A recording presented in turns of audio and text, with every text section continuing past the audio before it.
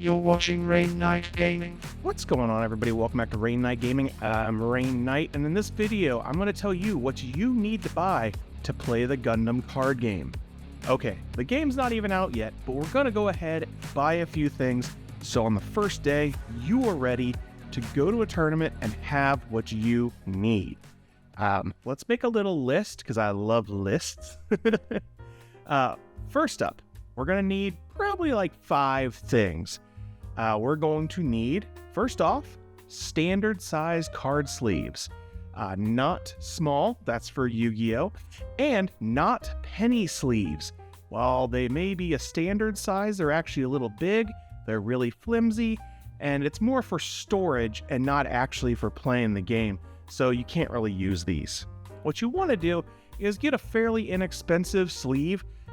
Ultra Pros are probably your good starting point. Really inexpensive, but decent sleeves, and you can always upgrade from there. And a really good thing about those is the deck box we're going to buy. It actually comes with 50 sleeves. And you can guess who it's from. It's from Ultra Pro. And you can buy this at like Walmart or any of those big box stores. And this is going to hold all the cards you need for your game. It's going to have your 50 cards, your 10, and your tokens, and everything you need. I actually recommend you buy 2 of these so you have 2 colors of sleeves to get everything going the right way. You can even buy these in bulk if you want to have a whole bunch of them. I know I have a whole bunch of them and I still use them today. Okay, next up, we're going to need a playmat. Playmats are what you play the game on. And there's lots of different options out there. I got this one. It's a Dungeons and Dragons magic one, and it's really nice. But you can get plain colored ones. Don't buy the not for safe ones because those can get you banned from tournaments. And you can spend some decent money on these things, or you can go bottom barrel. I tend to have a little bit of mix of both. I do like getting the custom mats from Inked Gaming. I've bought a couple of these, and they're still some of my favorite mats to this day. They are a little pricier, but you can get an oversized mat, which is a little bigger than normal one, so it gives you just a little more space to play on, which I find to be very, very helpful.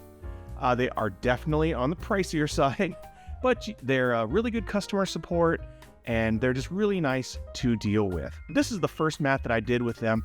I made it look like an old map kind of thing for Yu-Gi-Oh! And, made it look kind of weathered. It's not old and weathered, actually, that's just what it's supposed to look like. And the seamed edges is actually holding up great years later. Okay, number 4, we are going to need damage counters. Damage counters are basically dice. If you get a structure deck, you will get one of these little things that has all the damage counters, and that will work perfectly.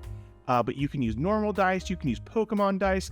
Just make sure to tell your opponent it means 1 and not 10, but that's pretty easy.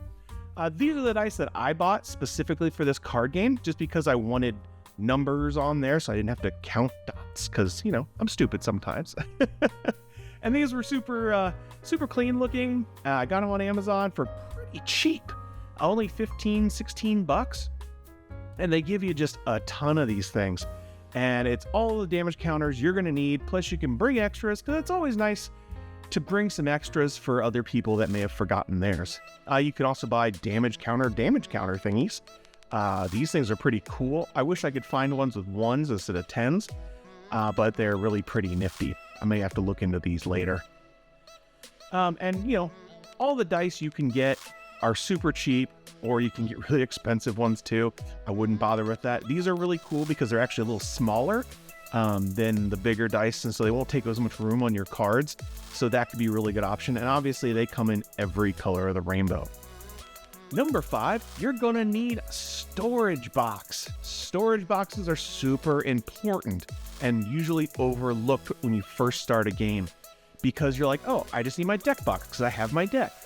But playing these games, opening packs, you accumulate cards very quickly.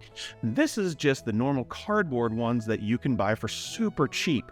And you can see this is holding the entire beta set proxy set. So this has a ton of cards in it, and it fits perfectly. And you just go up in size from there. You got 2, 3, 4, 5. I don't know if they get bigger than that, but they might. and they're not expensive. See this? You get several of them for $30. You get 6 for $30. That's kind of crazy. And that's more storage than you're probably ever going to need. Last up, we're going to need a card binder. One thing you do not want to get, because you can see people starting off, they might want to grab this. That's what I did because I'm stupid. But you don't want a 3-ring binder with these sleeves right here, because they open at the top and there's a good chance you're going to dump your cards at some point. Plus, they could get bit in that 3-ring binder. Just don't buy this. You want one of these. This is an actual trading card binder. As you can see, they open on the insides. So even if they come out of the sleeves, they're not going to come out of the actual binder itself. Checking out some options online. There's all kinds of different stuff. CardGuard is a great brand. All kinds of different colors. Plenty of room in there for $14.99 or $14.39 is what this says. Super inexpensive.